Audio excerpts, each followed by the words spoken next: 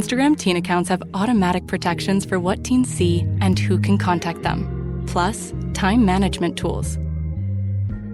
And Instagram will continue adding built-in safety features to help create age-appropriate experiences. Learn more about teen accounts and Instagram's ongoing work to protect teens online at instagram.com/teenaccounts.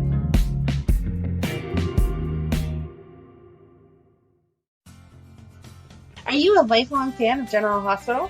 Are you a new fan who wants to know more about the history of the show? Do you enjoy talking about the show with others? Do you find yourself yelling at the TV? Is your self-care an hour a day in Port Charles? If so, we invite you to join hosts Amanda Kimmel and Shannon Coach at the place where all the hidden conversations take place and secrets are revealed. Meet us at Pier 54, a General Hospital fan podcast. Hello. Hi. Welcome to the General Hospital recap for November 14th through 18th. I almost said December because we were just planning ahead. Do not get that far ahead. I am not ready for December. Not at all. Not in the least bit ready for it. And my calendar is on December right now because I had that pulled up. So, outside of General Hospital, this was a crazy week in terms of, I feel like, social media and then also Port Charles Pipeline and everything. The first thing I kind of want to get started with was something that I did message you about because we typically don't message about stuff during the week, but it has really nothing to do with General Hospital. I was late night TikToking and came across this sweet guy. And the whole reason I got sucked into his page, actually, I didn't get sucked in. It was only the second video of his that I watched. Okay. Then I got sucked in. But the first one was the top 10 opportunities, like people who have missed in history. And he had some legit, and I can't remember any of them. And this because then I guess some girl broke his heart.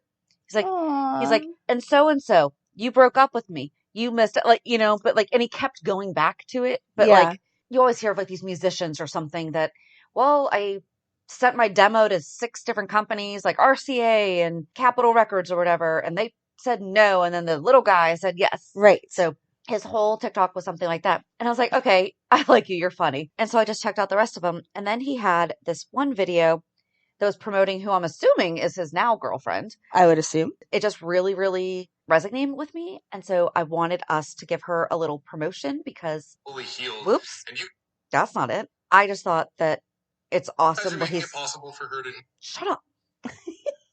I just thought it was awesome that. Hey guys, I just wanted to plug. Can I just get to my profile? Thank you. Profile. There it is.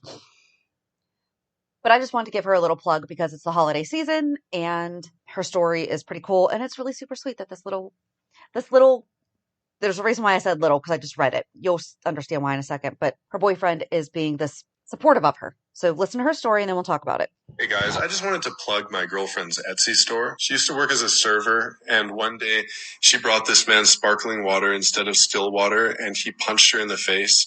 And the manager didn't even ask the man to leave. So she was like, enough is enough. I'm going to focus on my Etsy store.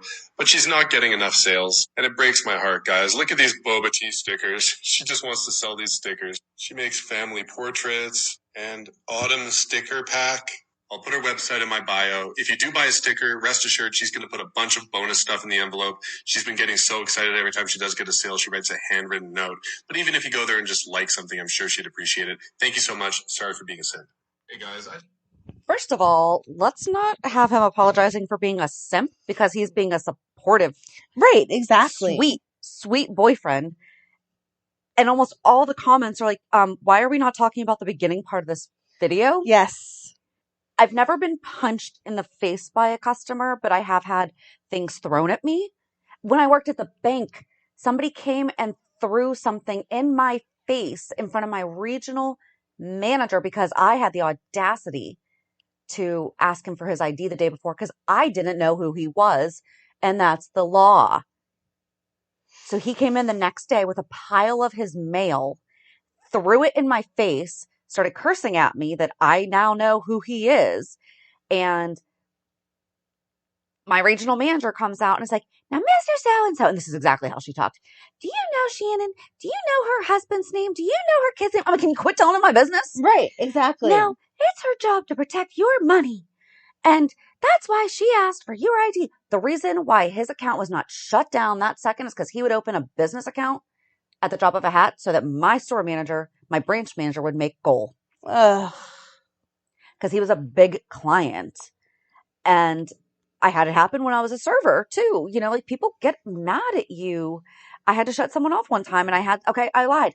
Someone whipped a quarter in my face because the restaurant that I worked with at the time, if you were stiffed because you followed proper alcohol serving procedures, they would give you 20% tip because they never wanted you to make. Oh, nice. Right. They never wanted you to question, should I keep doing it or else I'm going to lose my money? Right. And I actually cannot remember if they did not count the quarter, but it's like he knew that. Mm-hmm. Mm-hmm. It's ridiculous. I've never tried to be a server just because I do not think I would be good at that job, but also the customer service is ridiculous. Just as being a cashier, I've had so many people yell and scream and I'm like, it's not my fault that your card's declined. Okay. Quit screaming at me. Go get some money. And it's different when someone's like, listen, I'm just really frustrated, you know, and obviously we all have it. And I've done it where I'm like, it is so not you. This is just like right. You know, Exactly. You know, and I don't care what it is, even if you have the most incompetent person serving you or helping you or whatever, you don't throw things at people. Like you teach your kids that at 2 years old. You don't punch them in the face people. Right. For bringing you the wrong water. For anything. Hands to yourself. So the name of her shop is Little Guy Paper. Oh my God, that's adorable. And her name is Christina. She's in Calgary, Alberta, Canada. Does ship internationally because I was like, yeah, before we tell you to buy something, let's make sure that if you're in the US, you can get it. Yep. And so I shot her a message because I had sent a private message. So her boyfriend's TikTok account is Everyday Alex. And for him to receive my message, we have to both be following each other. Oh, okay. So I used my mini detective skills, went to her Etsy shop and messaged the seller. That's not really detective skills. That's just smart. To be fair, it was like 11 o'clock at night though. So I normally am asleep. And so I just said, hey, you know, I've been a server bartender. You know, I've worked in customer service. That's just not cool. Also, she's a fan of My Favorite Murder. And he took a video of her listening to the show while putting together her orders. And I was like, hey, Murderino. And she said, just thank you so much for reaching out. I'd be honored to have you mention.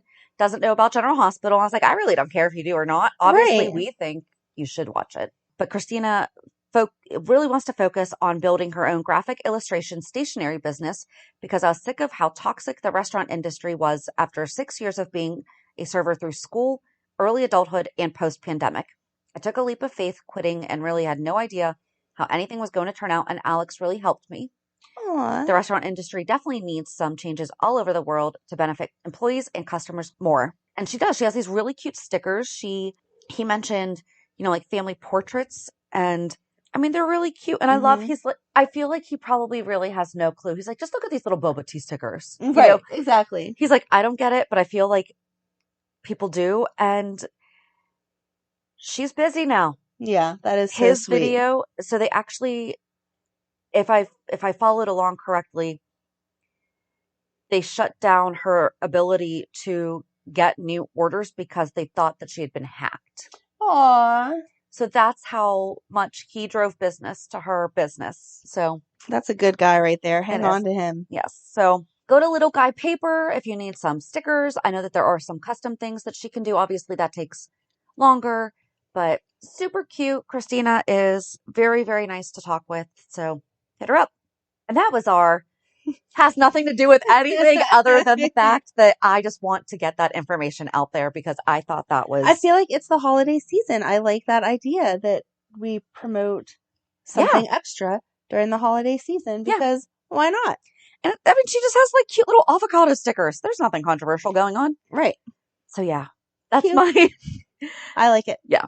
Should do PC Port Charles Pipeline, which I realized this week has the initials PCP. But that really makes it more fun. I don't know. Now we need t-shirts that says, do you have PCP? Do you have, no, that's not the right wording. Something that would be very cute with that. I'm expecting a random like 6:30 at night text from you with just only whatever phrase you're coming up with. It's going to be something good.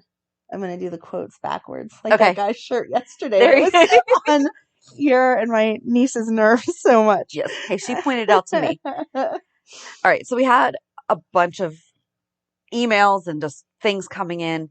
One was from Rob Roselio, and I apologize if I just mispronounced your name. Hey there, the highlight of my week twice a week is this podcast. Thank you. I was like, okay. Right. So crazy question, and maybe I missed something, but why is no one aware that the person who shot Lucy was Alex, Anna's twin? I said it, and you shut me down hard on that one. Well, we learned this week that I was right and you were wrong. But I did say that, right? You did. Because you're like, no. And I was like, all right, never mind. We're not going to go down that. I did shut you down hard. Not happening. I know Anna shot her on the Haunted Star and she fell into the water. Was it earlier last year? Oh, I have no idea. I think it was because... I think it was too. Yeah. But of course, Alex would do something that twisted to frame Anna. Mm-hmm. And what if Alex is also the hook? That might be a stretch, but her shooting Lucy seems like the logical frame up. But I'm confused why no one has brought that up. Just saying. Yeah, no, you did bring that up. I shot it down. The reason was just because I didn't want to deal anymore with that storyline. But having her work for Victor to set Anna up is a very logical next step. Yeah. And then we had a message from Robin that since we mentioned Max's absence a couple times with regard to Diane, a recent Soap Opera Digest responded to a question about Diane and Max saying that they broke up in 2011. No mention of them having gotten back together. I enjoy your podcast very much. Hi, Robin. Thank you. Also, I've been questioning to myself when Holly and Anna became good friends. I think that's a little history rewrite right there. Yes. And this was actually sent at the beginning of the month, so I apologize. I feel like this is that email that I couldn't find. Ah, that would make sense. And they did break up in 2011. However, it was in 2014 when Max was shot. Diane rushed to him. They wound up moving in together. Yeah.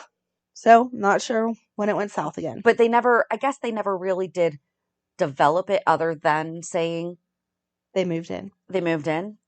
So, I'm not sure. And then we just got so much great feedback about our interview with Marcus Coloma.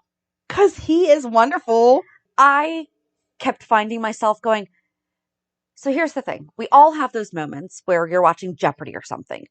And you're like, that is not the right answer. Like, what is wrong with you?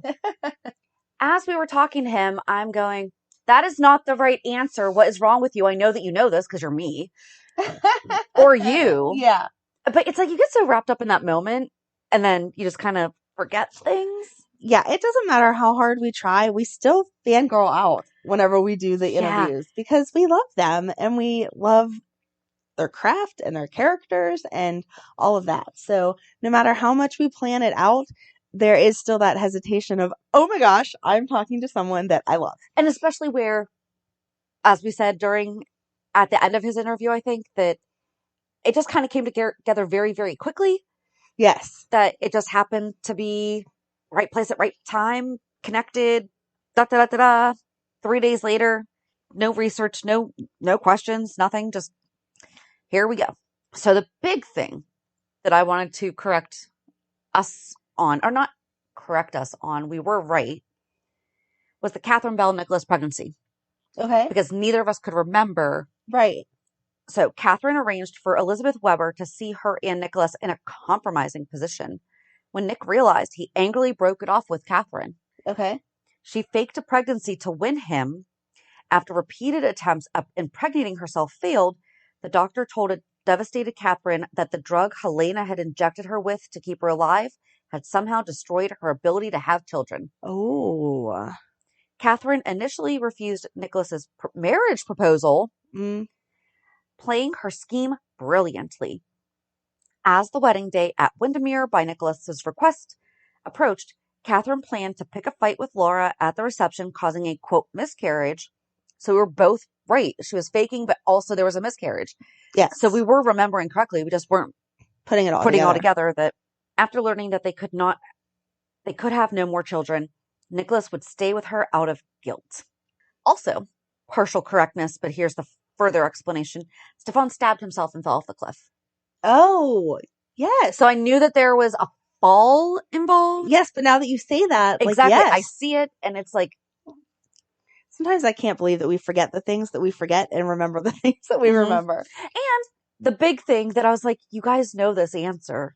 really, the only two people that Nikolas has been with that are dead are Courtney and Emily, because Hayden's alive, Britt's alive. Well, I guess Catherine Bell's dead.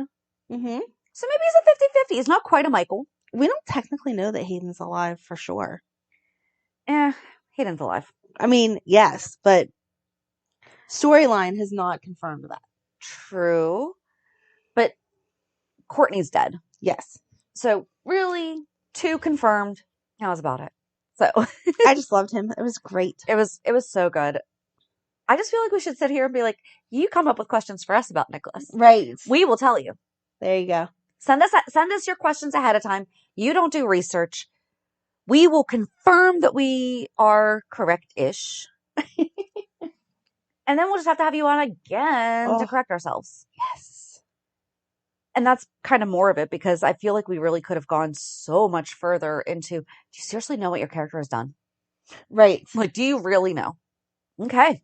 Hulu headlines? Hulu headlines. On Monday, Curtis gets big news. Yeah. I felt like that was accurate enough. There were a few options there. Yeah. On Tuesday, Sonny introduces Nina to Britt. Yeah. Mm-hmm. Mm-hmm. On Wednesday, Drew makes a pitch. Yeah, in a way. Technically using industry lingo correct. Yeah. Okay. Thursday, Liz goes out on a limb. And on Friday, Maxie gives Spinelli an ultimatum. Not really. I know. Not really. It was kind of like a... confrontation. Yeah. Argument. Earful. Clears the air. Something. Let's him know that she's onto him. Not ultimatum. No. There's really none. You really can't give him an ultimatum. It's not like she said, you cannot see Georgie anymore if. That's the only ultimatum that Maxie could give him. Right. And she would never do that. She would never do it, and she can't, because they still have shared custody. I don't actually know. I have no clue. I don't know if they ever went back to court, but if they didn't go back to court, then Spinelli has custody. Right. And if they did go back to court, they still have shared custody. Right. So you can't keep her. And Maxie wouldn't do that anyway. And what's she going to say? I won't be your friend anymore? Right. No. Mm-mm. So where do you want to start? I'm going to start with Curtis's big news, because how does that mean that he cannot produce a child that has the markers? Because they say things skip generations, right? Isn't that what that means? Right. Things skip generations, and okay, so in my frame of reference, because that's what I have to work with, I've said before, my daughter is bipolar.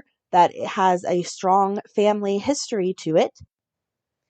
So she has it. I don't. Wouldn't that still mean she had to get it from somewhere? Or they talk about eye color. You can have 1,000 people in your family that have brown eyes, and then all of a sudden a blue eyes pops in just because of the way the genetics hit together.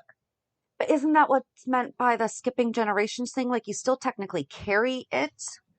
Maybe it's just not predominant. I don't know. I really don't know. I don't know either.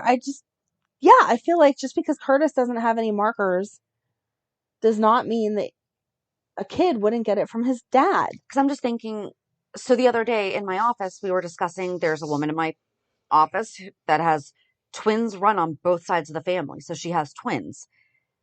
And they were discussing, because that's where my mind automatically went to, was it tends to consistently skip 2 generations, and then the next one has twins. Yes. But the ones that don't have the twins still carry the gene to have twins. It just wasn't activated. Right. So maybe he should still have those, quote, markers, but they're not active. But she's saying that he didn't have any of them. But that's what, right. But so if Trina were truly in danger, if Trina were truly potentially going to be impacted by it, I would assume Curtis would have had markers. Okay. So are they going to turn around and say that that's not Curtis's dad? So here's my question, just because we have spoken with Brielle Andrews. Mm-hmm. And Maurice Bernard has brought in his own personal experiences. Mm-hmm. Why didn't they give this story? I love Donnell Turner. Yes. Don't get me wrong. Why didn't they make this Taggart story? Although I guess he couldn't have, because they couldn't do that because Deke was supposed to have been the role model, and that would have. Right. But what if they just changed the story that Taggart's dad up and left him when they were little, and then same thing as Curtis. Right. And then he just came back later in life and then explained about all this with Taggart, because Riel has shared publicly about his own mental health struggles. That could have Right. been something that would have been able to tie in. I do not believe it was schizophrenia, Right. but he did tie in his own. When we spoke with him, he talked about things, and that would have been really nice to give the person who, and I don't know, I have not read if Donnell has personal history with this also, so that's not saying that also couldn't be relevant there, but in the storyline where we're talking about which one's her dad and this is how we're going to, it would have made sense for someone who has been a bit more vocal about it. So I think they're going to twist the storyline. My first thought was that that's not his dad, but then whenever Portia kept talking, I was like, oh, okay, they're going to bring up what we've said 100,000 times, that mental health back in the day is not the same as mental health is now, and they're going to run the test on Marshall, and he's not going to have the markers either. So he was misdiagnosed. Oh, that could be something. That's just where I assume, because it doesn't make any sense for him not to have any. Even Portia said they did do a DNA test with Marshall, didn't they? I don't know if they did or not. I thought that was actually one of the only ones that they did, and it was legit because Curtis was not believing that Marshall was his dad. That I cannot swear to you on. But Portia said repeatedly, it is very, very odd that Curtis doesn't have any of the markers. So I'm thinking that has to be where we're going, is that Marshall was misdiagnosed. And she even said, because this test just came out within the past 10 years, 20 years, whatever. Yeah, that's true. I'm just Googling, is schizophrenia. It says schizophrenia tends to run in families, but no single gene is thought to be responsible. Again, she did say there was only like 10 markers or so. Right. It's more likely that a different combination of genes makes people more vulnerable. So that could be your answer. Okay. As to why Emily is experiencing bipolar. You could have the gene. True. You just don't have the mixture of the combination of genes to make more vulnerable. However, having these genes does not necessarily mean you'll develop schizophrenia. Okay. But is that also something that could be trauma induced? I would think so. It says exposure to early stress in the form of abuse and neglect in childhood increases the risk to later develop schizophrenia. I feel like anything with mental health could be outside factors, outside of genetics. Like, yes, right, you're more inclined to develop things if your genes match up to be XYZ, but trauma-induced versus not right. trauma-induced it has are to start somewhere. different. Yeah. Right. I don't know. I was just curious. To me, again, if someone said to me, your grandfather has this, you're not showing those genes, I would not automatically assume that meant that none of my children were going to have it, because in my mind, like we said, everything can skip around or whatever. So, right. I actually wrote, did they do a DNA test? So I don't know. I forgot to check that. Yeah, I did not check that, but I'm thinking it's going to be a misdiagnosis. That's my guess. So. And then the only other comment I had about that was Curtis never had testing, and this is why brain mapping should be considered a standard for screening. True. Because, so Alzheimer's and dementia runs in my family, and it's something that I think about. Honestly, I think about it when I'm having really difficult times remembering things. Mm-hmm. I think maybe just because I'm a little bit more hyper aware, right, that this could be an issue. This could be a concern. And my family is huge, and to my knowledge, it was only my biological grandfather. Right. However, it's close enough that it makes you concerned. Yep. And it would be wonderful if your leg is broken, the doctor does a scan to see where it's broken and how to fix it. Yeah. Your brain is also able to be broken and scanned to see where it's broken. And should be scanned to see what the correct fix would be. I'll pay the $75 copay on that one. And then after all the stuff with the results brought me back to my favorite word to use in the hospital, Portia walks out and says to Jordan, hey, just so you know, Curtis is all clear. It's fine. Nope. HIPAA. Yeah. And then for a moment, though, because Jordan did happen to come around the corner and over here, I thought she was going to maybe have a little bit of compassion for Portia when she overheard the conversation that was going on. Like, oh, she wants to make sure she has all the information before she goes and blows up everyone's lives. Right. Oh, no, she did not. Mm-mm. And Portia's like, what, are you going to tell him? Right. And now Jordan's considering it. I would have given, I still think that it's not really Jordan's place, but I would have, I wish she had just done it before she knew about the mental health stuff, because although to be fair, I guess even now he does have more of a right to know. Both of them have more of a right to know. They do, but I just don't get where people are just speaking out of turn all over the place. Your information is not mine to give. Yeah. And especially not before you have the whole picture. Yeah. Which is going to roll me right into my next favorite character of Nina and her big freaking mouth. I wanted to punch Holly the TV Durdell several times. Emailed us and she said, Nina, stop, or shut up, Nina, or something like that, at least 4 times this week. I appreciate that. Did you see? You saw my expression. Our listeners did not. Whenever Marcus said, "Oh, my favorite is Sonny and Nina," I was like, "I'm just not going to interrupt you, but why?" But do you know what I thought was really interesting about that, though, is the perspective that he's coming from. I did. Is he's friends with Maurice. I did. And so they are talking about Maurice's character choices, and he is looking at it as, oh, he has a little more insight. He's got a little insider trading going on. He does. He has some inside info that we are not privy to. He does. As to why Maurice is making certain choices. And why I think that's kind of cool. That's why I didn't yell at him. I just let him talk. I didn't tell him he was wrong. I will everyone else. You know what? So in our next part 2, that is not scheduled and it's not really actually happening at this time, we should ask him, why are you interested in the Sonny Nina? Are you interested because it's Maurice and that's your buddy? Because I'd be more interested in something you were doing than something someone else was doing that I'm not super close to. True. So, you know, it was hard for me not to yell cheer at him on no matter what. But if I know that you're working really, really hard to develop this thing in your head, I want to cheer you on and see it happen the way that you are working so hard to make it happen. So yes. But if we're going to have Sonny with Nina, maybe Sonny needs to tell Nina to shut her mouth. There was a hot second I actually did think he was going to. Because she's ridiculous. Last week it was, oh, Michael, by the way, your girlfriend, fiance, whatever she was at that point in time, is having an affair. And then this week it's, oh, by the way, do you know that Britt, who I just met, is hooking up with your ex-wife? Right. And he's like, no, he flirts with her. And that's exactly what I wrote. Britt meets Nina. Very accepting considering how much he loves Carly. Right. Glad that came up because then Carly called and Nina sees her go into his room.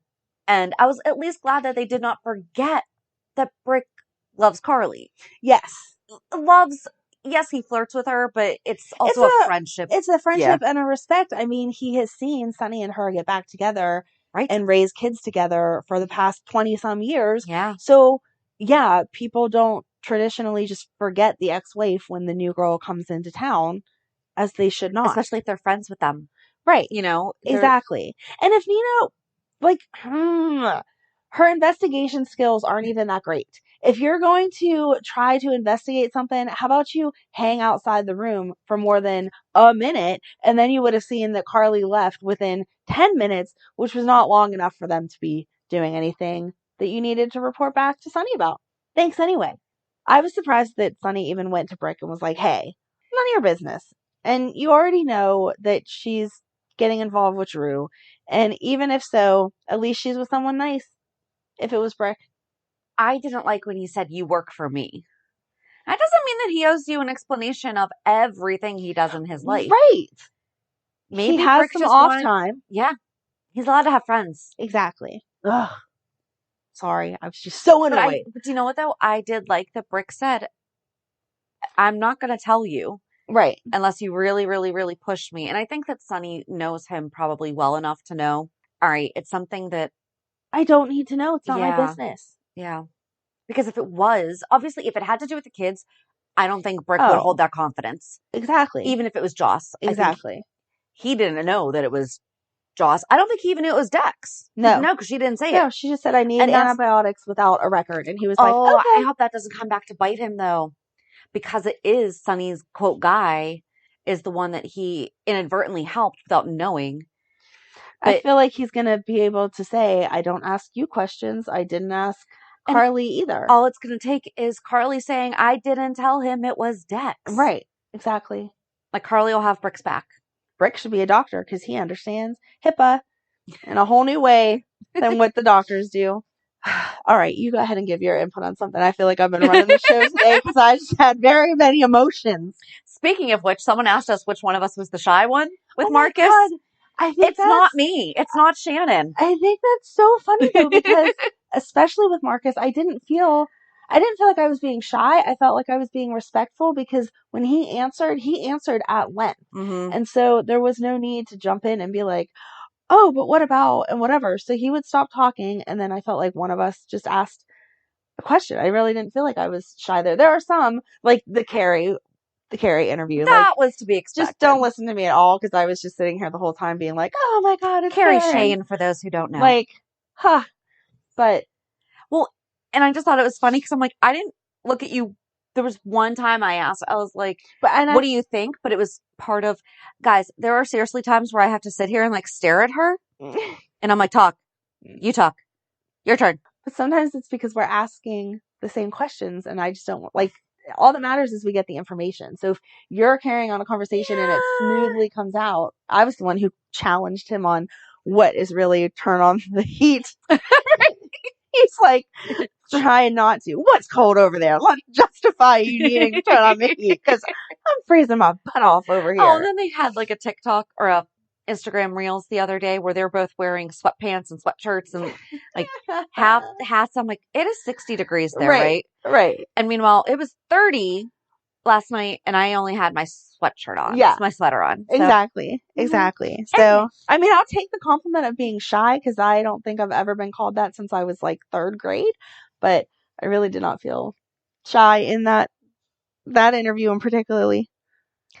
So back to the show. So I guess we could just let's stick with Dex. So Dex was in Joss's room and I was right that the RA was going after her about the bed bugs thing. And she was like, I lied. I just said that I heard. Yeah. That there's she was bed like, bugs. I didn't say I had them. I said I heard. And now this time, Adam wasn't as creepy. So I don't know if maybe it was just like a weird, but I'm kind of sticking with Adam though, because he also asked Joss to put in a good word for him. Yes. Then I don't understand why Adam would have gone after Joss. If he was interested in Trina. Well, unless he could be the one to comfort Trina. I think he went after Joss because he thought that she was the easy. For my theory that he's the hook, why would he? Because remember, we think that Brando was an accident and the hook was actually going after Joss. Right, but the reason to go after Joss would have been because she wasn't an easy experience. Okay. But if he wants Trina, why would he kill her best friend? To comfort her. Oh, yeah. Okay. Yeah.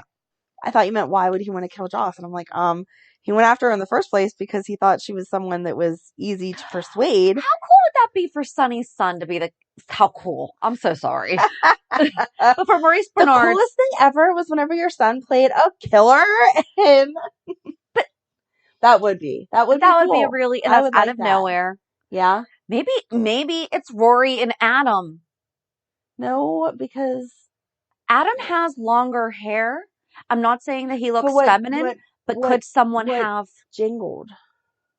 Guys can wear stuff that jingle. I know they can, but I haven't seen anything on Not on him, but what if maybe he just happened to have it on that night or whatever? Every time? I don't know. Because multiple people talked about the jingling. I don't know. Maybe that's just part of the costume. He's not a very good killer then, because FYI, your killer costume should not have anything that makes noise or leaves imprints. Yeah. Let us educate you. But here's the thing too. Esme's not wearing jingle jangly stuff either. No, I feel like Esme only killed Oz. Yeah. And was going to kill Nikolas in a copycat attempt. Yes. I do not think that she was the original for Ava and Diane and all them. Yes. I agree. So, but it would be really cool if Adam was the killer, or But a half also that part would- of the killer. But that would also, ew, what if he and Rory have like, oh my gosh, they're doing Scream. What if they both know Esme? Okay. Okay, they both know Esme, Shannon's getting very excited. It's so cute. Go ahead. and they're avenging her. Okay. What was the rule in Scream was that the virgin can't die. Okay. Joss is not Okay. anymore. Right. But Trina still is. But Trina still is. Could that have been why Rory was so upset that things did not progress at the hotel? Because then she would be able to be the next target. True. And that would be avenging Esme. There you go. I hope for your sake that you are correct, because you are very proud of yourself right now. Now, But let's I just did all not- remember, I've only ever seen the first Scream movie. I was going to say, like, yes, I saw that movie. And but I was in please high don't school. Ask me anything about it, And because I don't know. And all I remember, that's all that I remember, is that Skeet Ulrich's character finally slept with Nev Campbell, Mhm. and therefore me. she was allowed to be a target, right? Sure. I could be misremembering this thing, but I could have sworn that was the thing, that they were like, the virgin never dies in the horror film. No, that sounds right. Right? That sounds right, but I'm not going to Okay. swear to it because, again, I would have watched that movie 20-some years ago. Yeah, and me too. it didn't make that much of an impact on my life. Nope. So, I like your theory, though. I like that where theory. they're coming from. Okay. I'll let you have that one. Okay. So back to Dex, though. Yes. I really like Carly as a mom. Mhm. Like 95% of the time. And this was part of that 95% of the time. Yes. She can be ridiculous. Mm-hmm. If we can all be ridiculous, let's just own up to that one, right? No, never. None of us have no ridiculous moments. But she did a really good job of, okay, I'm not going to give you any opinion on anything that I'm thinking about what you're doing right now, because the fact of the matter is we just need to get this kid help. Right. We don't want him You to know. die, and we certainly don't want him to die on your bed. Yep. So, I like that she got the antibiotics first, but then still asked questions after. Because she was That's like, what I'm saying. She yeah. waited until she knew. And then she's like, why are you helping him? How did you get involved Yeah. in this? Because I don't feel like that's every parent, though. Like, that's how I think I would. I'd be like, okay, so we're just going to handle this right now because this is a dire situation. But we're going to talk about this later. She's asking Joss questions to make her think and not to... I think that she is going to say at some point, you need to figure out what's going on with you and Cam. Yes. I do think that she is going to say that, but I think that she's also trying to get more information out of Joss without being, why is there a half-naked boy in your bed? Right. Why were you guys hanging out? Mm-hmm. You know, I think that she's really trying to help Joss uncover her own feelings, and then they can talk about if things need to change instead of her just going straight. Because all Joss is going to do is get defensive. True. But I love Cam. Of course she does. Mm-hmm. But she was feeling it whenever Dex was all out of it, and he's like, you are a warrior angel or something like that. He called her beautiful. Okay. That was sweet. The way that he said it. Yes. It was the whole, I'm passing out, but I can't pass out before I tell you that you're beautiful. But before that, he called her his warrior Something, angel, yeah. his protector angel, something. Yeah. And she was like, you're not going to remember that you said that, but I'll never forget it. Or Yep. something like that. And it was just so cute. It was. The poster that was behind her head, though, that said Mykonos Island is actually a coffee table book all about the Greek island. Oh, cute. Yeah, but I think that's Trina's side of the room. Probably. Yeah. I expect that Joss's would have a bunch of volleyball posters. So we just want to stick with Carly, because then I feel like that kind of leads into something else. Go ahead. When Carly went to talk to Liz about Esme, I liked that's also part of Her mothering. She and Liz, they kind of called a truce when they both told each other, yeah, we don't like each other, but our kids love each other. And so this is just Yes. where we are. And she told her about Esme, and she's like, yeah, I know. Yeah, exactly. Kind of know about that. And then they just wind up talking about her parents. And Carly was very nice about it. And She was. she was like, I don't have pictures of Bobby. I wish I had.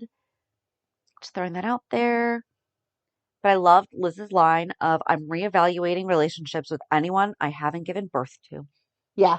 I liked that.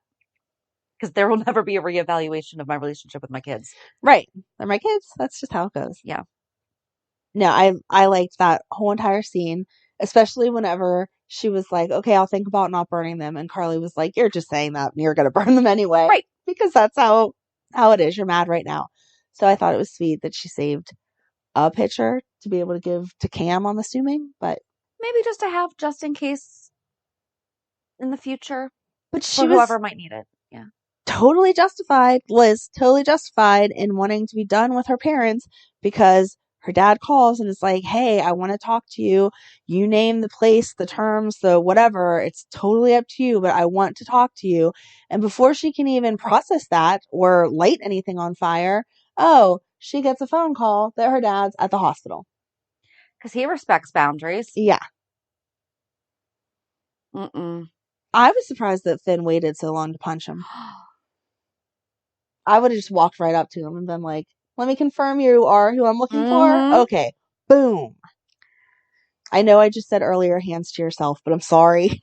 The person that's had an affair with your spouse, yeah, sometimes the only emotion is to punch. Welcome back, Michael Easton. Right? You know? Yes. Can we keep him? Mm-hmm. Can we remember that? First of all, can I just say that I love that they don't cover up his tattoos because I feel like Finn as a character wouldn't have the tattoos, but I love that they keep Michael Easton's tattoos visible. But I hope that they keep him. I feel like they've had like little pockets of him coming back. Yes. But this was really one of the first times since he's really been Finn after Hayden. Right. Maybe in the past 2 to 3 years that we've really seen him come out and be like, nope, not putting up with this crap. So he confronted him about Reiko and then about Liz. I don't know what Jeff's doing. Okay. I understand like all this stuff happened years and years ago, but as an adult, I would hope that you have grown and matured some. As a doctor, I would think that you have seen a whole bunch of stuff. So you should know that what you say to the spouse of the person you were having an affair with that has now passed away is not, oh yeah, your wife was happy for a while, but then she was lonely. So right, he blamed her. He blamed Finn. Right. If you would have kept your spouse happier, they wouldn't have cheated. No, not how it works. Well, your wife was right there. Your girls were right there. And Exactly. Your whole family wasn't keeping you happy. Maybe the issue is and with you're you. here now trying to patch things up with your daughter. Right. So here's the deal. We are talking about Jeff Weber on this upcoming Port Charles 411 this Thursday. We did not watch anything. Nope. We reached out on social media. Didn't really get any feedback there either. So we're just going to have to go with it. I honestly didn't even look up on YouTube to see if there was videos. No, I am just going off the impression of the way that everyone has talked about him. He was a well-respected doctor, and like when Graham would talk about him to Liz, she would be like, they're out doing things for the greater good and whatever. Don't have to agree with the choice to leave the kids behind. Don't have to agree with the choice that he may be having affairs. But no matter what, you don't go back to the spouse and be like, oh, it was your fault. Right. Especially now that she's deceased and not even able to give context to that. Yeah. You're lucky you only got punched in the face once, Jeff. I'm sorry. And then Liz came and was like, what are you doing here? Why are you here? And why are you getting into a confrontation with Finn? And he's like, I'm concerned about you. No, you're concerned about how this is impacting you. Right. If you were concerned about your daughter, you would have been back when she was raped. Mm-hmm. When the father father of her child was shot and killed. When she had her first child. Right. When was she and Lucky married when he died in the fire? No. I can't remember, but still, when Lucky died in the fire. Right. When he came back from the dead, when any of her other two children, child, or when she thought her child was dead. Like, come on. Right. There was plenty of times that if you were concerned about your child, you would have showed up. No, you are concerned about the rumors that are now going to be spread about what type of person you actually are. Yeah. Ooh, and he questioned Finn's support of Liz. Yeah. No. No. No. Yep. They're setting him up to be a very hated character. Yeah. Not liking it. But then Finn and Liz started to talk, and Nikolas kept blowing up her phone. Mm-hmm. And so she finally, I did like that it took like 3 or 4 calls before she was like, okay, seriously. I have to answer this. Yeah. Goes to Windermere, Esme's. Greatest Liz scene that we've had in so long. All of it. Greatest Liz scene. Esme on the floor. She's in so much pain. Then she like passes out from the pain. And Liz assessed her and was like, yeah. I liked that. I'm assuming it was an actress paying attention to things. That the first thing that Liz did was pull Esme's shirt down so that you couldn't actually see her stomach. I didn't see that. Oh, yeah. Whenever she fell, like younger girls. Well, yeah. Not younger girls, but anyone. I personally don't like crop tops because I just don't have the body for it. But the younger kids, their clothes are automatically cut kind of short. So whenever she fell back, it like raised up just a little bit to start exposing her stomach. And whenever Liz sat down next to her to check her, she pulled her sweater down so that her belly was not hanging out. Aww. So I assumed it was so that people weren't like, yeah, that's not a real belly. Because obviously the actress does not have the real belly, even if the character is really pregnant. So yeah, that was great. She evaluated her and I was like, yes, she needs to go to the hospital. She's in big trouble. Loved it. But didn't tell Nikolas. She's like, we have to get an ambulance. And he's like, no, we can't. And she says, fine. You need to go get some boiling water. I will sanitize everything. Did not like when you're not a doctor. Seriously? Right. You called me. Right. Do you think that, and then she's like, do you know how many C-sections I've been a part of in the OR? Right. Even our friend who's not a doctor, who's an EMT, knows how to deliver babies. Yeah, but not perform a C-section. Okay, our friend I think could do it. Fair enough, but still. It's Liz. I'm not saying that Liz doesn't know the steps to it, but I feel like Nikolas was correct in the fact that Esme would not make it just because you don't have the blood supply and the saline and all that stuff. And the monitoring of the vitals and everything. Yeah. But in an emergency situation, which this is what it was supposed to be, heck yeah, cut that baby out and let's go. And then Esme flips out and is like, get away from me. Right. I loved everything about it. Get your crazy hands off me and my baby. Yeah.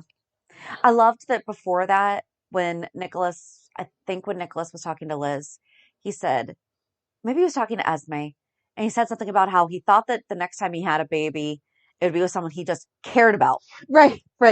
Not loved. No. Someone I liked a little more than a one-night stand was my dream. I thought Demetrius was going to break her out. I thought that she was going to play him and that he was going to break her out. I'm glad to see that that was not correct. Yeah, he was like, I do have a side note. Windermere needs a new roof. Did you see all the water streaks running down the walls behind Liz and Nikolas's head when they were in that wing needs a new roof. I did not pay attention. I assumed it was water that got in from her. Well, I guess she didn't break the window. Did she break the window? No, and that would have been in the hallway. Oh, okay. Yeah. Yeah, no, I didn't pay that big of attention. And they talked about Lucky. I love Lucky. Lucky's not mentioned very often. He's not, but I loved that Liz is like, no. You're talking about planning to have a child on your own because you're getting rid of its mother. I parent my boys by myself because their father is unavailable of his own choosing. Right. There's a difference. And did you really think that Spencer would not have benefited from having 2 parents? Right. Especially where the other parent was Courtney? Exactly. Yeah. I liked how they're trying to make Esme a little more of a feeling human whenever she could feel the baby kicking. And she was so like, sweet. What is that? What is that? Oh my gosh, that's you. Yeah. So. Parenting changes things sometimes. I don't know if having a baby can change Esme that much, but we'll see. We'll see. I just thought it was cute that she was excited. And that is how it is. Like, the first time that you're pregnant and the baby moves, you're like, what is that? Yep. There's an alien in my belly. So, very cute. And then Trina went to see Spencer to see if there was something left to salvage. Oh, I was so mad. Savage. It was savage. That conversation was savage. Yes. I was so mad. How dare he get up and be like, no, the conversation's over, because he didn't want to hear that she was on a weekend away. With her boyfriend? You didn't answer because you were away with your boyfriend. Right. If you just sat down and listened to what she said, she was going to tell you nothing happened with her boyfriend because she was thinking of you. And you don't even deserve it because you're a jerk. This was also something that we forgot to mention to Marcus Coloma when we were talking about recasts. Trina was recast this year, and that chemistry has carried between the actresses. Yes. Yes. And that's something that very well could have gone away. Right. Easily. Yes. Very impressed with. It's not even impressed like you can act it. It's just impressed that they were able 100%. to find someone that had that same chemistry. Well, it's what happened with Nina and Jax when Michelle Stafford and Ingo Rademacher saw each other at the nurses' ball. I mean, it was like a wave hit you. You're like, oh my gosh, that's going to be an amazing pairing. Yeah. And then unfortunately with Cynthia Watros, it just wasn't there. Nope. So yeah, I liked all of that. I did not like Nikolas saying to Liz, whatever happens is in your hands. Like, it's not in my hands. You're the deciding person here. And Nikolas has enough money. He could buy a medical staff to keep on hand. Right. Why is he just calling Liz and then getting snippy with her about the fact that she's not a doctor? And she kept saying, you called me. Right. If you want a doctor, hire one. I'm sure that you can pay someone off. Mm-hmm. I do like that she also maintains you are locking a pregnant woman in here. Yeah. I don't care who she is. Right. Oh, that was a good part too. When Esme is like, I can't believe that I was just called out by Elizabeth Weber. I must be losing my touch. No, Liz isn't as dumb as you think she is, Esme. Nope. I liked all of that. So this might be a stretch for a tie-in. Okay. But Michael started talking about doing a donor drive for Willow. Mm-hmm. Harmony was part of Friends for Peace and Love community. Okay. I looked it up on Fandom, and it was in Colorado, which is where Liz was originally from, even though they're now saying Monterey, California. Okay. What if Jeff went, quote, home for a minute, slept with Harmony, got her pregnant, and Liz is her sister? No. And that means that Finn and Liz will break up, and Finn will start dating Willow. No. No. Just saying. I'm just going to shoot that down like I am with your Anna storyline. No. Okay. Not allowed. But then Drew starts talking with Willow about using Aurora to help find. I kind of like that. I like that. It just makes me sad that we're not going to really get into the Carly Drew storyline before he realizes that Carly lied. Yeah, I think he already figured that one out. And I think that he wants to use his own investigative to discover, did she, without coming straight out and asking, because he was having those flashbacks of the testing. And he thinks it, but there's still a difference between thinking something and knowing it for sure. But that's what I'm saying. That's why I know he has his own agenda whenever. Do I truly think that he does actually want to do that for Willow? Because what if he is wrong?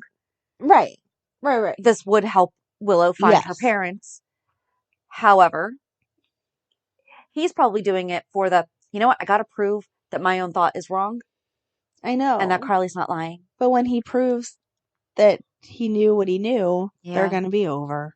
And he saw Leo outside, and Leo was all sad because everyone in the house was fighting and everyone was mad at Ned. That's at least in my experience, a very, very real thing. My daughter gets super sensitive if anyone in the house is upset with each other. Aww. Even if it has nothing to do with her. Right. It's like if my husband and I are arguing, it really upsets her. Mm-hmm. So. That's so sweet. Poor Leo. Mm-hmm. And then he found the phone and it's like, why can't I keep it? It was just on the ground. Does that mean it's mine? Finders keepers is probably still a thing. I But would good for think them for so. saying no. Right. And then Michael called the number, made the connection, and was like, oh crap, where's Dex now? Right. He's not going to figure it out because he told Dex to stay away from Joss. So Yeah. it's going to take a while for that to make a connection. Joss and Michael are going to get in a fight. They That's going to are. be good to see. They are. That's going to be really good. She's going to be like screaming at him, I'm not a little girl anymore. Yep. So good. Mm. I don't know that takes us anywhere. I don't think it directly does. Well, I guess the rest of it all kind of goes together. Well, here, real quick. So Sasha and Gladys were together on what would have been Liam's first birthday. Which was so sweet and so wonderful. And you're like, oh, Gladys, look how nice you are. And then Sonny takes her away and Gladys is left by herself. And who does she go and talk to except for Miss Wu? And is like, hey, we're buddies because we're both investors. Even though I'm not really an investor, I'm just in charge of my daughter-in-law's money. And so that makes me an investor. And Miss Wu's like, really? You have money. How do you like to play poker? Right? Come on, Gladys. And maybe this is where I'm not fully understanding how guardianship works. I feel like that's a court-appointed thing. I don't feel that absolves you from any accountability, that should not absolve you from any accountability with the courts. She should have to prove quarterly, semi-annually, annually,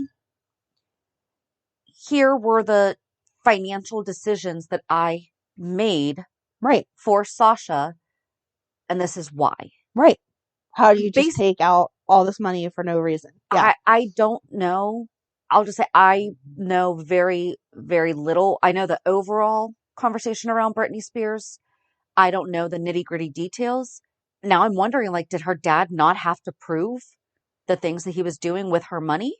Is that really a thing that Gladys is not going to be held accountable for if she starts to drain Sasha's money to go play poker? I don't know. The situation with Britney, I thought it was more he limited her ability to make money in certain ways and then signed her into contracts that she necessarily wouldn't have signed by herself in other ways. And that was where he had control of her life. I don't know what he did with her. Because I know he had some medical stuff too. But I don't understand how it doesn't matter how the storyline plays out. You're absolutely right that it should be, let me prove to the court what I'm doing with this money. Because there's things that we're starting to have to get involved with my daughter. That at least I'm under the impression that at any time they could check and see to make sure that money is going towards her care. Right. To something that helps her. Right. Not. Right. If I suddenly start having.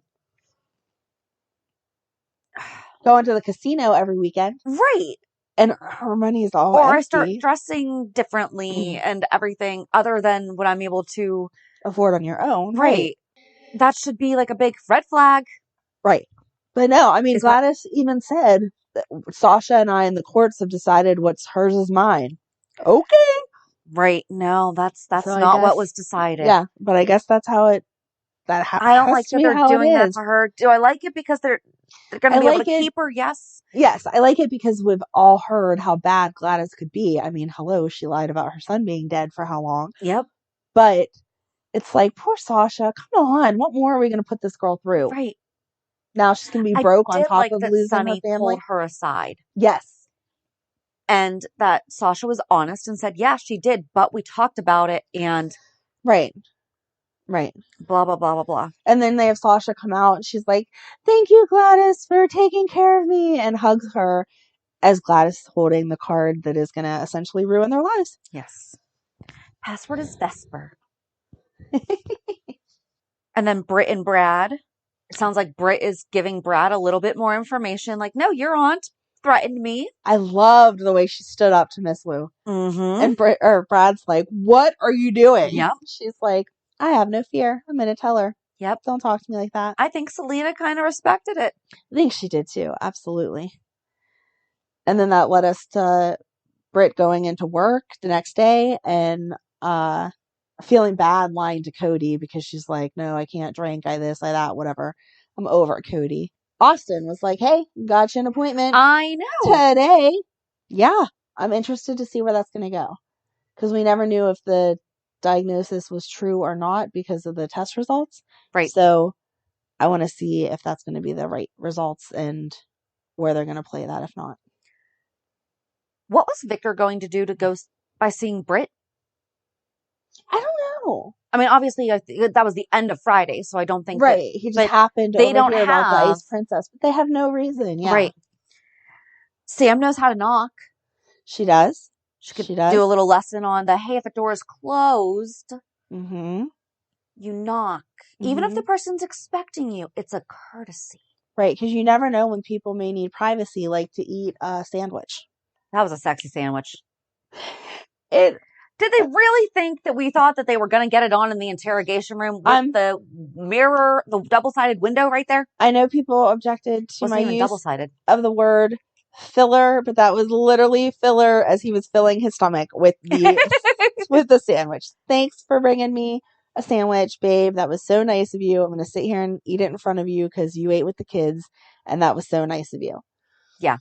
And then they start talking about going on vacation and whatever, which I feel like is one of those things that we're all just supposed to be alluding to Lulu getting better, especially since the U.S. Marshal. Yes, was said to Laura, I know about your daughter, blah, blah, blah. So does that mean we should expect Lulu to wake up before summer next year? Mm-hmm. That would be good. I would so. be happy. But yeah, filler with that. But I do like that. So I think it's funny because of the HIPAA thing where Sam is like, no, I'm not going to talk about this in front of you unless I have the permission of my client. And Britt's like, yeah, go ahead. I don't care. Yeah. And then Sam turns around and kind of calls Cody out. And she's like, we were not friends. Right. I respected you because you were friends with my boyfriend. Right. I was friendly. Yeah. I didn't like that she stopped the investigation of the juvenile stuff, though, because she came right back out to Spinelli and was like, no, don't look into his juvenile record. And it's like, it's juvenile. It was sealed. It doesn't matter if it was Dante or him. Don't you want to know what happened? Well, that's where I think that her interest has been sparked with not even Dante squeaky clean. I think she might want to adjust the search into, okay, well, now what did Dante do? Oh, see, I felt like she was sweeping that under the rug because she went and told So she Spinelli. wants to keep the blinders on, you Yeah. think? Okay. Because Spinelli was going to dig into the juvenile records, and she was like, nah, we'll maybe get to that later. It's okay. Okay. So I don't think she wants to pull up anything bad that Dante did. But I would want to know. Yeah. That curiosity. Especially where that was an obvious, and I don't feel like that was one of those, nobody's perfect. Right. You know, so for Cody to say that isn't out of line. And again, you're talking about what he did as a juvenile. Like, right. Even if he murdered somebody, it's Dante. You would give him the benefit of, so what happened? You accidentally pushed someone down the stairs. That's not the same as them, or someone fell down the stairs while you were talking to them. That's not the same as pushing them down the stairs. Yep. I did not like when Mac and Dante were talking and Mac told him that Cody's not his son. And then Felicia comes in. They're trying too hard with her. If they had just had a few more sentences onto Mac's semi-breakdown, because the news obviously hurt him very, very badly. Right. However, for him to stand alone say, what? You think that, or he said something about, yeah, I'm upset that finally I don't have a kid of my own. That has never, and it's been something that he has repeatedly told the girls. Everyone. Those are my kids. Right.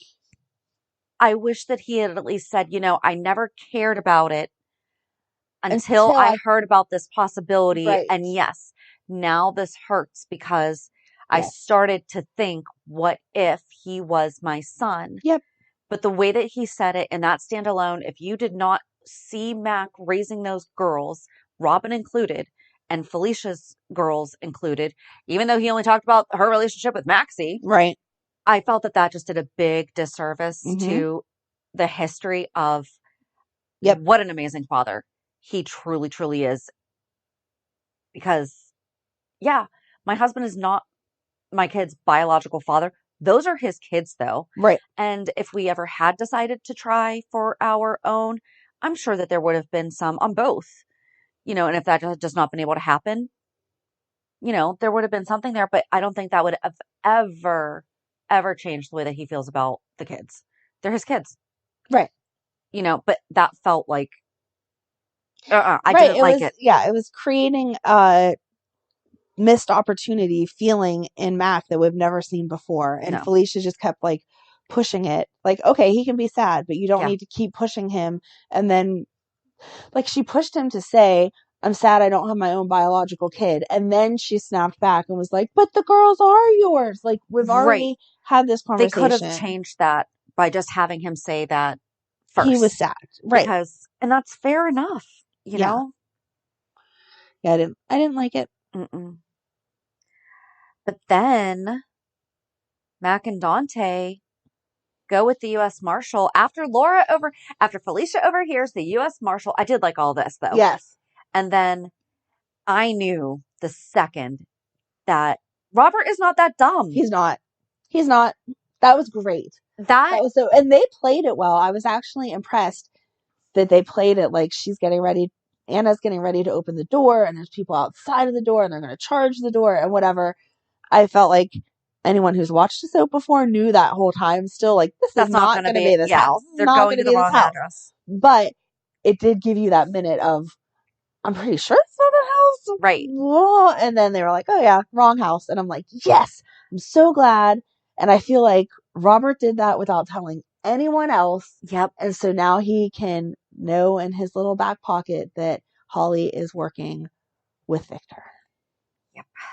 And then she had her own flashback showing she was the shooter, not Anna's sister. Yeah. So I'm glad I shot you down on that idea and they listened because I did not want it You're to welcome. be her. Yeah, I even wrote, he's testing Holly. And okay, I don't know about everyone else in the world, but when I shut my phone, it locks. Because a lot of people don't.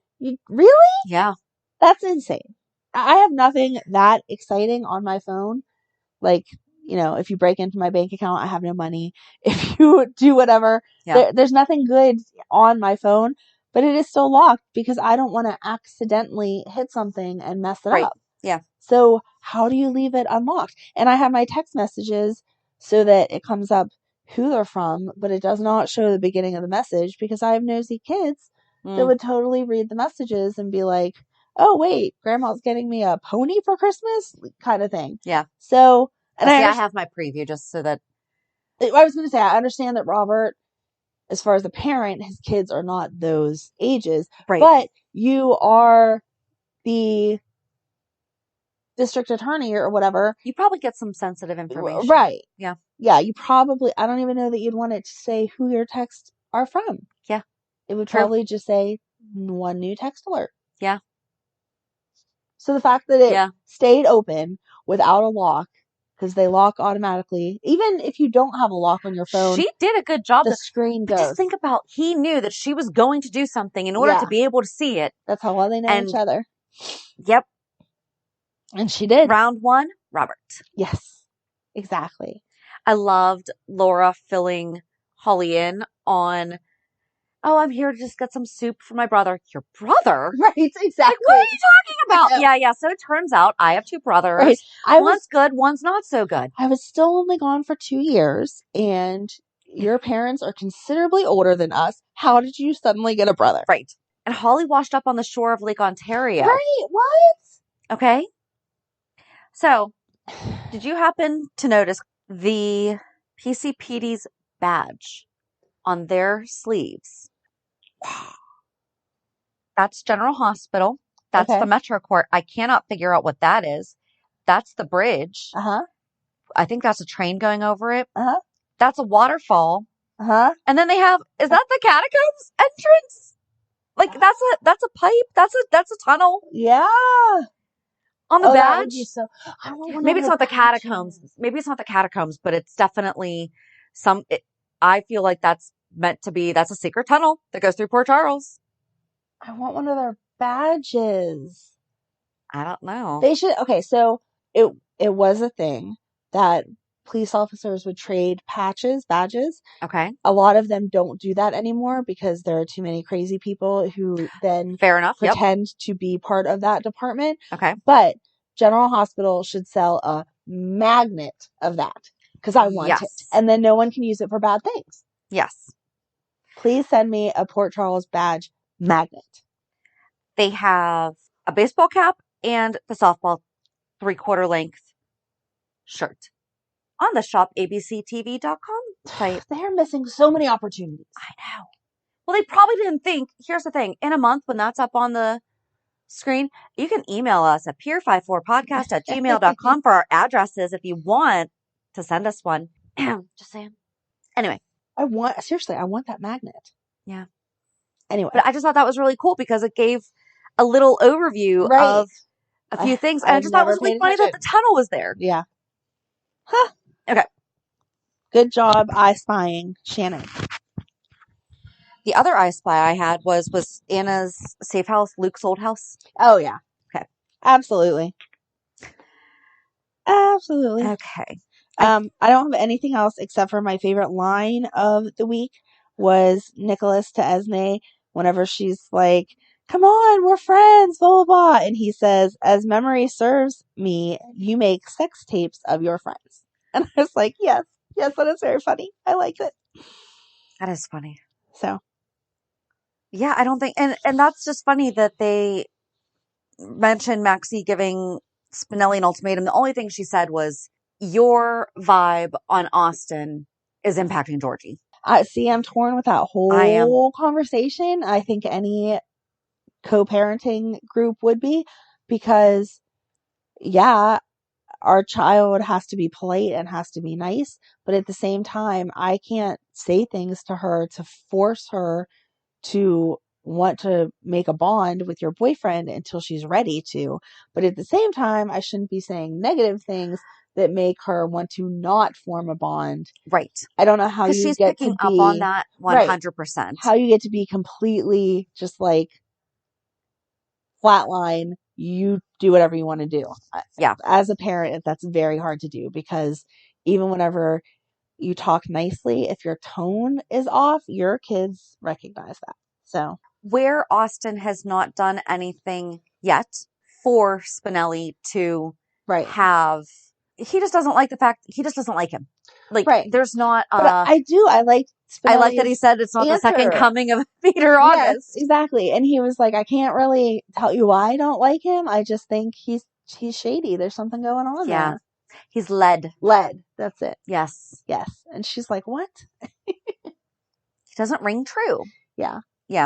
But that's the one thing. Spinelli tries to be honest, no matter whether you want to hear it or not. And that was his honest answer. Yep. I guess that kind of just brings us reality check. This week just like blew my mind, like all around. We finally finished that evaluation with my daughter. So able to move a few things further. I like the office that you created in their waiting room. Yep. I had some work to get done and I knew I wasn't going to be part of the testing. Right. So I brought my laptop, brought my mobile hotspot, grabbed a couple of the chairs because it's a small private practice. So I knew that she wasn't going to be 10 other scheduling other people there. If she's administering a 4-hour test to your kid. Right. So just set up a little office space for myself in the waiting room. It's very cute. And then years ago, I was super, super involved in our local chamber of commerce. And then just through a series of things, hadn't been back in a long time, but we always had this annual cash bash. And it was this week and I went back for the first time in 5 years. And it was nice. It felt like it hadn't been 5 years. That's good. And then Friday night, my son was in a car accident because of ice and he's okay. Car is mostly okay. Just cosmetic damage. Yeah. Going to need like a new hood and a new headlight, but overall things are good and he is okay. And that is the number one thing that hands down matters. But then it made it very interesting because yesterday we had a friend joint birthday party for her daughter that I was helping with stuff because her aunt passed away this week and the funeral was yesterday morning. And, nothing can just happen one at a time. Right. In my world. It's right. Nope. Everything has to happen all at once so that it's get to figure this out. And then we had night at the races, which so much fun. It was so much fun. And I was only out $5 by the end of the night. Nice. So, bam. And my husband didn't bet all of his money. So, in a way, we're ahead. Wow. There you go. But we each had our set amount. And so, me only being out $5, where I actively worked to lose it. Right. Exactly. I guess, for lack of a better. Right. You weren't just sitting on it and then being like, oh, I didn't spend any money. You spent the money, but then won it back. Was nice. Yes. Very good. My week was not as exciting as yours. I learned that exciting is not the I learned that the side mirror on your car is not as durable as you think it is, because Ryan put the trash can on the other side of the driveway, and I saw it. I did see it. Like, I will not say I didn't check my surroundings, because I did, but I was running late, realized I needed gas, was like, okay, I need to go, and I cleared it with my car, but the mirror hit it, and in my mind it was empty, and so my mirror would just scooch past it. It was not empty, so it ripped my side mirror off, and I was like, yay. So I have some duct tape on my side mirror, and we'll need to be ordering the plastic parts. It didn't break the electrical parts or anything like that. It's just a plastic thingy that actually holds it on the car. But I thought, man, I'm so mad at myself because I should have just pulled back in and repositioned and whatever. But I thought the car could handle it, man. I thought it was going to be okay. So that was how my week started, me being frustrated by that. But then, yeah, it was good. Madeline got to go to archery for the first time yesterday, which is why I missed our mutual friend's daughter's party, because she was never old enough during all the Girl Scout camps. Mm-hmm. And then we didn't get to go to camps because of COVID and blah, blah, blah. And so this was an outside opportunity with the Girl Scouts and Boy Scouts. And she was all set, we had to go. So we froze our little butts off for 2 hours yesterday for her to shoot a total of 5 arrows because there was way too many kids there. But she was ecstatic and she hit the bullseye. So awesome. She did a good job and she was happy with that or whatever. And then we did night at the races. I was not as lucky as you, but Ryan won a bunch of Chick-fil-A vouchers, and he was teasing me all night about how he was going to take them to work and buy all of his work friends lunch, and I wasn't going to get any, blah, blah, blah. No, Ryan. So we get home and I'm taking it. They had it in a nice little frame. I'm taking it out of the frame and untaping them and counting how many there are. And it says on the back of all of them, courtesy of the Monroeville Chick-fil-A, so you can only use them there. And I was like, I'm just going to put these in my purse. Thank you very much. So he was a little upset that he could not take them and use them. So now I'm guaranteed some Chick-fil-A for a while, which makes me happy. So, but yeah, that's pretty much it. Getting ready for Thanksgiving. Yeah. We're going to do our traditional Dave & Buster's Wednesday night with all the kids and stuff, because everyone's kind of fallen away from the traditional turkey dinner. I'll still make a turkey with my mom and stuff like that, but Dave & Buster's is our actual celebration. So we're looking forward to that. And that's it. Awesome. Well, join us on Thursday as we uncover the history of Jeff Weber. I feel like this is going to make me mad, but okay. Probably. Have a good week. And we'll meet at the pier. Bye. Bye. Oh, happy Thanksgiving. Oh, yeah. I just was talking about it. I know. I forgot. Yep. All right. Bye. Bye.